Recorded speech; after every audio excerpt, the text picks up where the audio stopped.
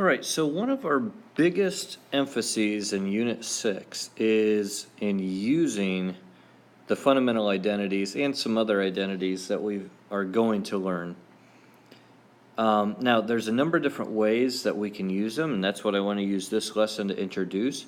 But before we get to that, let me just remind you that we have these identities that we learned in our previous unit, the reciprocal, quotient, Pythagorean, and cofunction.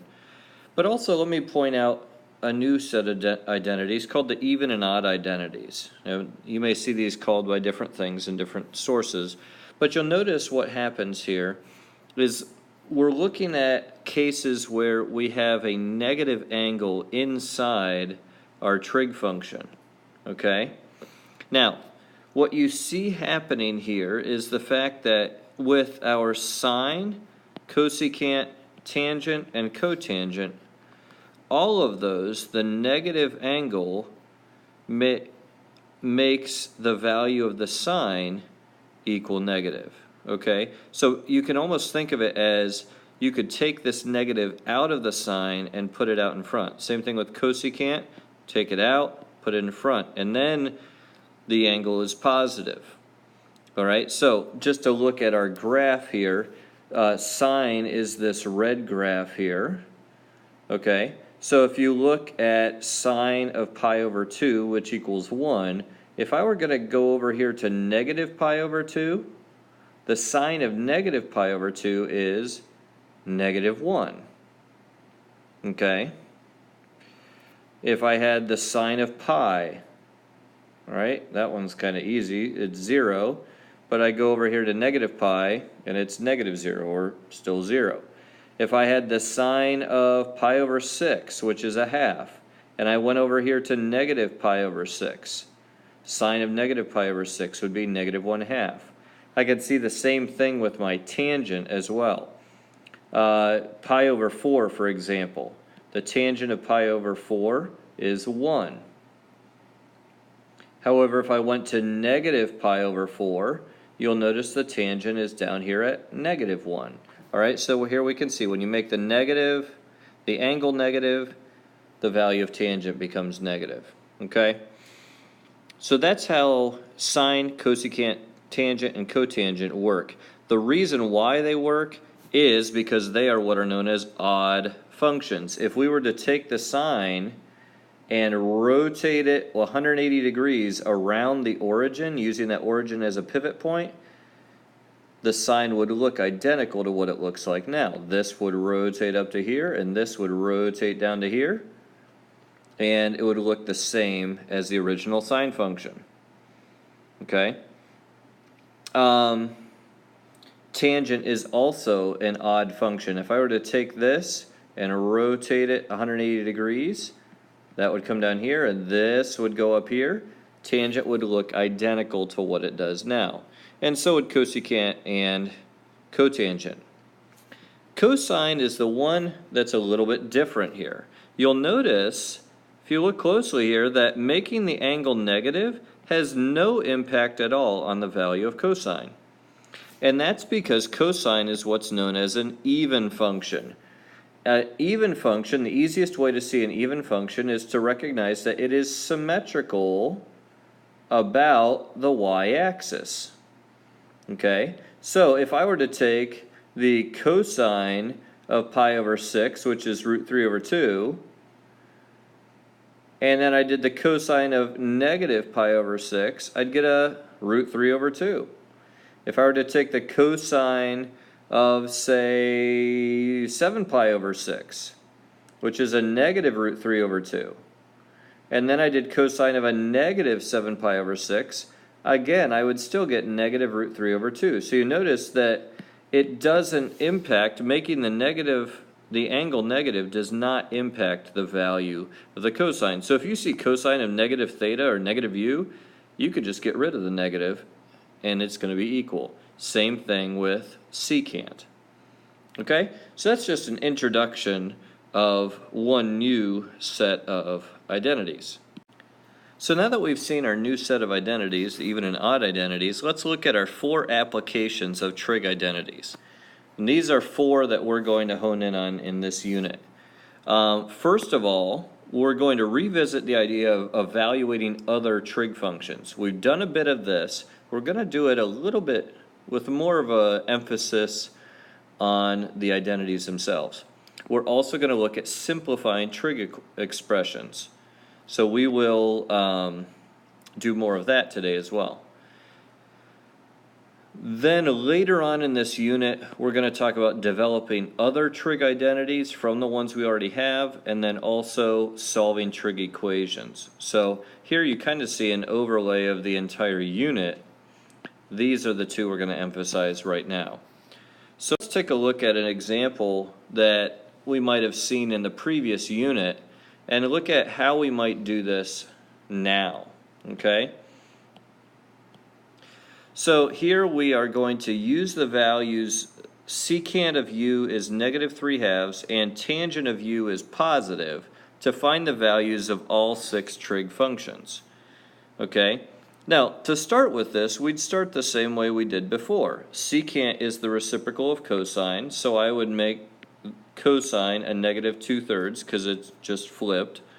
Also, since tangent is positive, cotangent is positive, and if I think that all students take calculus, the only quadrant where cosine is negative but tangent is positive is in this third quadrant.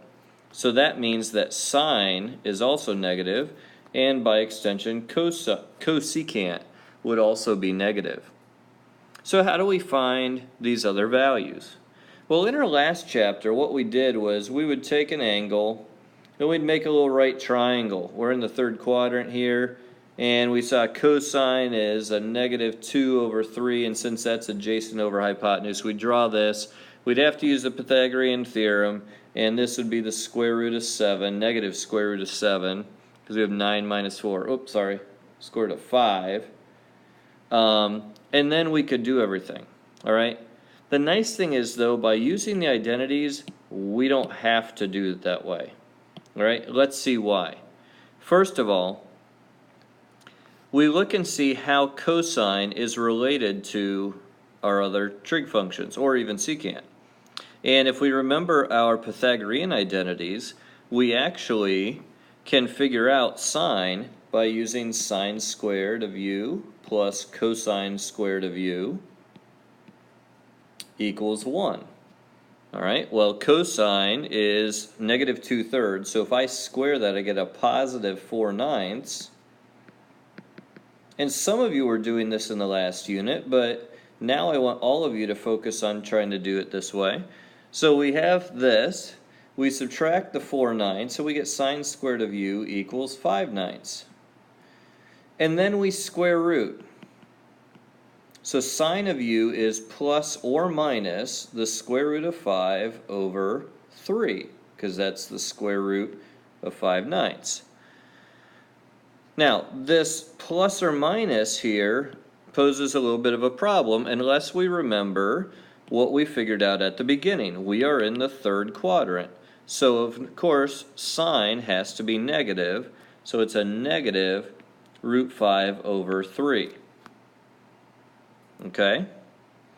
So now that we have sine, we can use our reciprocal identity to figure out cosecant. Cosecant is the reciprocal of sine, so that's 3/√5, and we would want to rationalize that denominator, so we get 3√5/5. So now we have our cosecant. Finally, with the tangent and cotangent, we have a couple of options. We could, if we wanted to, use 1 plus tangent squared equals secant squared. Or we could also use the fact that tangent of u is sine of u over cosine of u. Either of these will work and will give us the same result. The simpler of these might be to use that quotient identity. So we'll write tangent of u equals the sine, -√5/3, over the cosine. The cosine was a -2/3. We can reduce this by canceling out the negatives and canceling out the thirds, and we get root 5 over 2. So now we know our tangent is root 5 over 2. Finally, cotangent is the reciprocal of tangent, so it's 2 over root 5. Rationalized, that's 2 root 5 over 5. Okay, so this is something that we've done a little bit before, but I want you to move away from having to use the triangles, because that presents, a little more work than we would prefer to do by having to draw it out and use the Pythagorean theorem and all. So now I want to look at our second application, which is simplifying trig expressions. Now, there's a lot of different ways that you can consider simplifying something, and you may even define simple as something different than someone else might. But the idea here is to look for opportunities to use trig functions to get an expression as simple, for lack of a better word, as possible. Okay? Now, there are a lot of strategies that we're going to look at over the next few days, the next weeks. But let me just address this example here and point out a couple of things. All right, first of all, we notice we have sine times cosine squared minus sine. All right, now, you could think of a couple of different things. We might take sine, and we see that it's sine times cosine squared minus sine. We could factor out that common factor of sine, and we'd have sine times cosine squared minus 1. That's an option. That may not be as obvious to some, but another thing that you can notice is we have a trig function squared. And one of the things that you just need to get used to is anytime you have a trig function squared, you need to think about the Pythagorean identities. 99% of the time, you're going to end up using one of them. So now you think, okay, what's the Pythagorean identity that has cosine squared in it? Well, that's sine squared x plus cosine squared x equals 1. And I'd say, okay, well, that's not cosine squared. No, but we can solve for it. If we subtract sine squared from both sides, now we know that cosine squared x equals 1 minus sine squared x.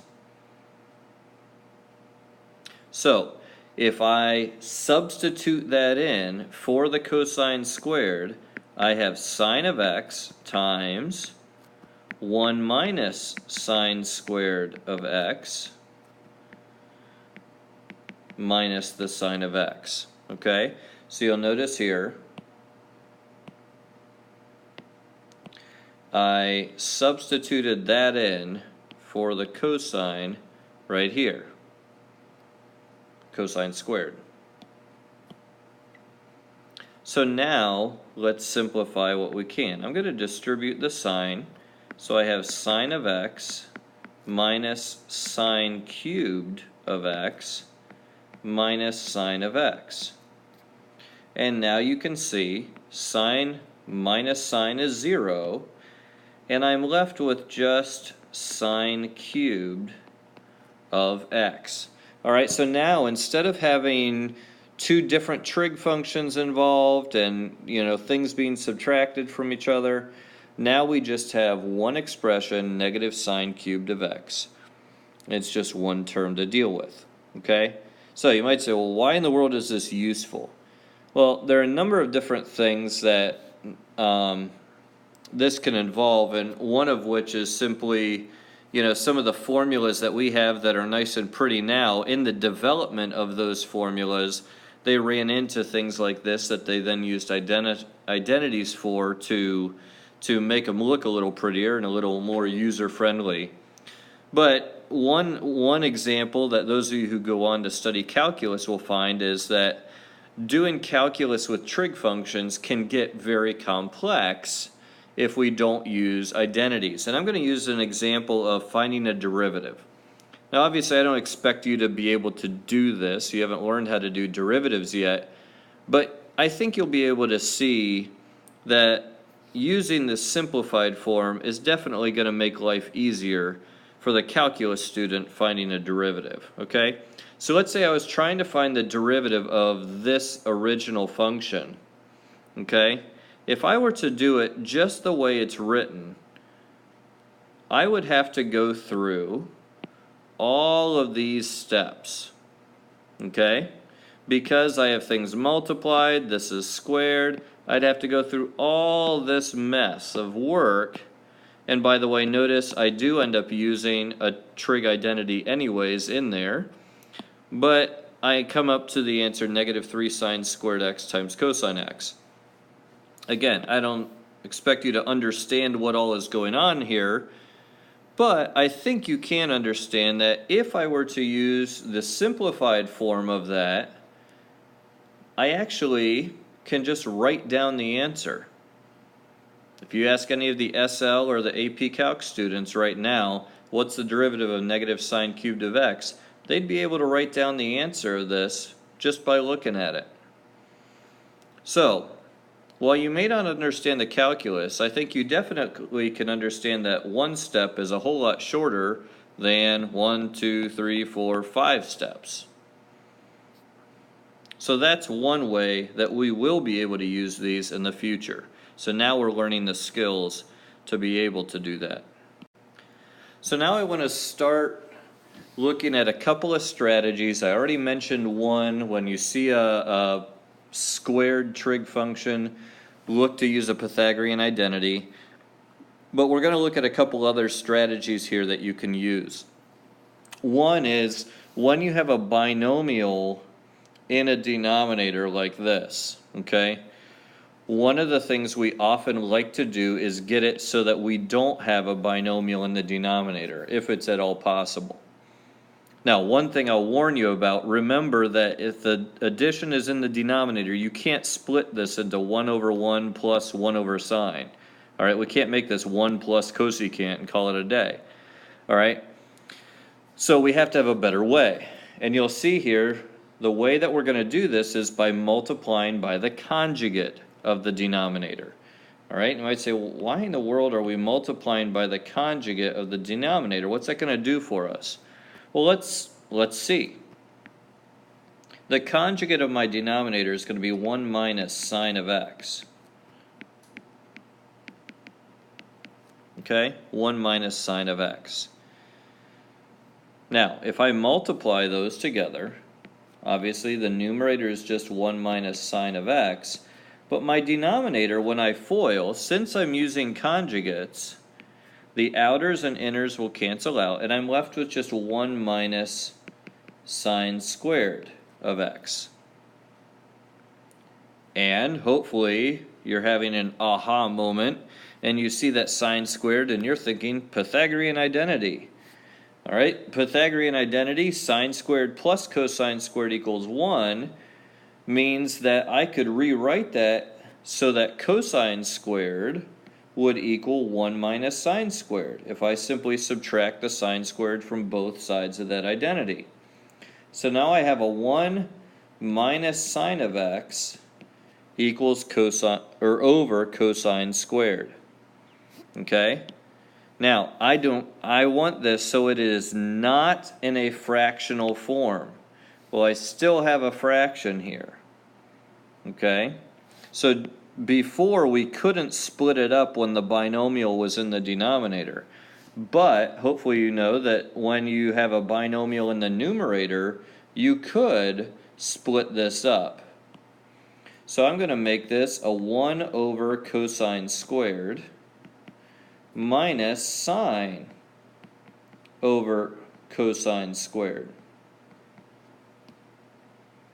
Okay, well, 1 over cosine is secant, so 1 over cosine squared is secant squared.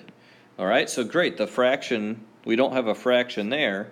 But also, I can see here that if I were to take this sine over cosine squared, I could actually rewrite this as 1 over cosine times sine over cosine.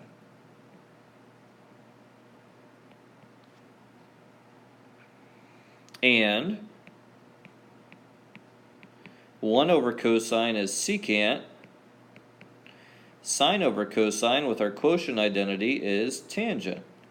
So now I've written this original expression that was a fraction in a form where there is no fraction, and in various applications that can be useful to be able to do. Another thing that we are able to do with trig expressions is factor them. Now, I told you anytime you're using a trig function that is squared, think about the Pythagorean identities, okay? And in general, we will be using those a lot. Sometimes, however, it is easy to, or it is useful to factor a trig expression, okay? Particularly, for example, if we had, say, a fraction that we were trying to reduce. We could cancel out certain parts if we were able to factor. So, for example, I see a secant squared minus 1. This is squared, and of course 1 is a perfect square, so I have the difference of two perfect squares. I could rewrite this as secant of theta plus 1 times secant of theta minus 1. Now it's in a factored form. This will particularly be helpful later on when we solve equations. Here's another with 4 tangent squared theta plus tangent of theta minus 3. Okay? If this is challenging for you to see and to factor, you could rewrite it temporarily as 4x squared plus x minus 3 and factor that. If it's helpful, go ahead and do it. Okay? But in this case, we would have to write it as 4 times the tangent of theta minus 3 times tangent of theta plus 1. If I test this, I get 4 tangent squared plus 4 tangent minus 3 tangent. That'll give me my plus 1 tangent in the middle, and then minus 3. Okay, so that's our factored form. Okay. Now, this next one, we actually will have a combination of things. This is a case where we have a mixture of trig functions. And you see here cosecant and cotangent. Now, thankfully, this cosecant is squared. And hopefully, what'll come to mind is Pythagorean identity. All right? I have a Pythagorean identity that will actually relate cosecants to cotangents. Okay? We have 1 plus cotangent squared equals cosecant squared. All right? So since that is true, I can substitute in for the cosecant squared.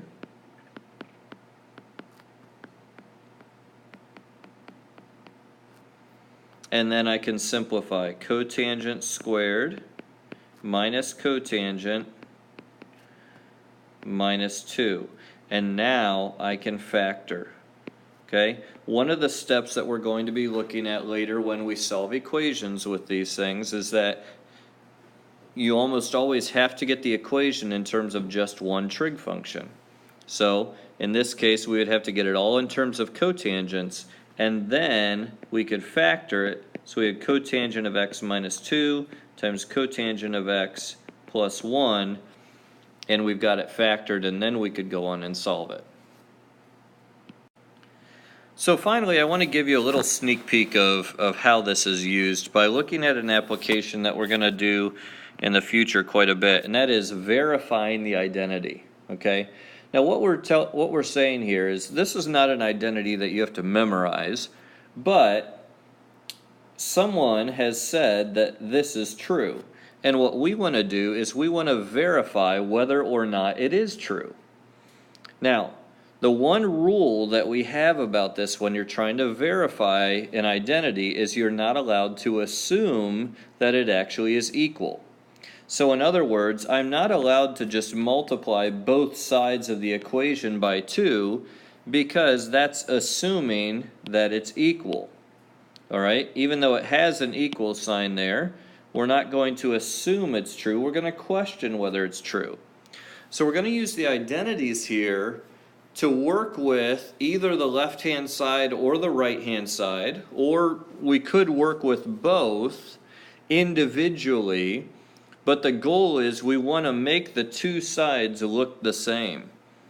Okay? So typically what we'll do is we will start working with the more complex side. So I'm going to try to simplify this left-hand side and see if I can't make it equal cosecant. Now, earlier we talked about a binomial in the denominator, okay? So, since we've learned how to get rid of a binomial in the denominator, I'm going to do that here. My goal in this is actually, because I have two things added together on the left-hand side, and on the right-hand side I just have one term, I'm going to try to actually add those two fractions together into just one term. Okay? So, let's try this. I'm going to do sine of theta, and I'm going to multiply this first fraction by the conjugate of my denominator. Okay? So I have a 1 plus cosine theta times a 1 minus cosine theta. All right, I'm going to leave this cosine theta over sine theta by itself for now. Okay, so if I actually do the multiplication in the numerator and denominator, I have sine of theta minus sine theta times cosine theta all over 1 minus cosine squared theta.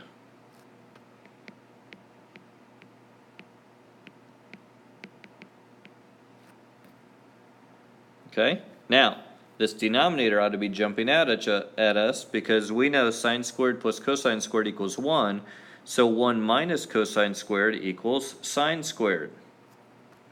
So I have sine theta minus sine theta times cosine theta all over sine squared theta. Now we said our goal was to get a common denominator. And you'll notice here now all I have to do is I'm going to multiply this by a sine theta over itself. And I will have a sine squared in both denominators. Now watch what happens. I have sine theta minus sine theta times cosine theta plus sine theta times cosine theta all over sine squared theta. And check this out. Negative sine theta cosine theta plus sine theta cosine theta is 0. So look at what we've got. We have sine over sine squared, and if I reduce this out, I can cancel the sign on the top with one of the signs on the bottom.